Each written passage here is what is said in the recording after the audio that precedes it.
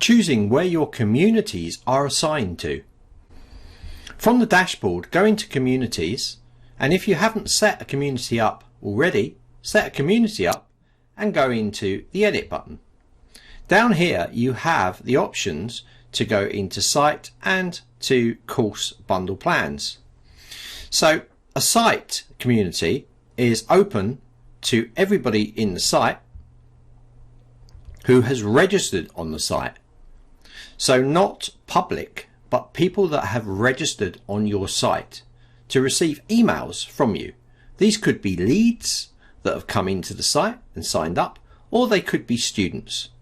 Now the course bundle plans allows you to pick which courses or which price plans that you want this bundle assigned to, this community assigned to.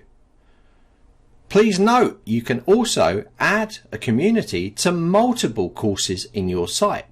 If you have more than one course, you can add this community to both of those courses, or just a single course, or to a particular pricing plan of that course.